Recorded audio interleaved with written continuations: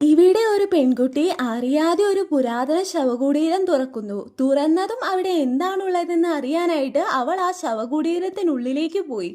അവിടെ ചെന്ന് നോക്കുമ്പോൾ വർഷങ്ങളായിട്ട് ഉറങ്ങിക്കിടന്നിരുന്ന ഒരു ഡ്രാഗണെ അവൾ ഉണർത്തി. അപ്പോൾ ആ ഡ്രാഗൺ തന്നെ ഉണർത്തിയതിന് ആ പെൺകുട്ടിയോട് നന്ദി പറഞ്ഞു.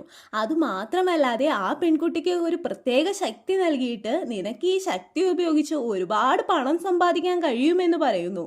ശേഷം അതിൻ്റെ പഴയ ശക്തികളെല്ലാം വീണ്ടെടുക്കുന്നതിനായിട്ട് ധാരാളം ഊർജം ആവശ്യമാണ്.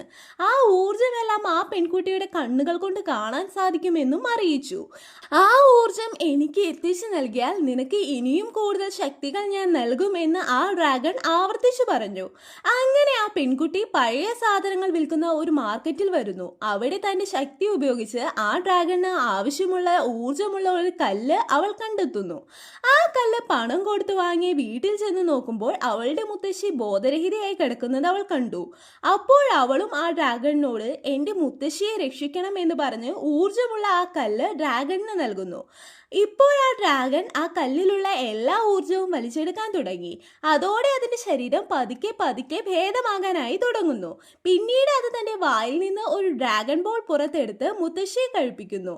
ഉടൻ തന്നെ അവളുടെ മുത്തശ്ശിയുടെ അസുഖം ഭേദമായി. അതിനുശേഷം ആ പെൺകുട്ടി വീണ്ടും ഡ്രാഗണിന് ആവശ്യമായിട്ടുള്ള ഊർജം തേടി പുറപ്പെട്ടു പോകുന്നു.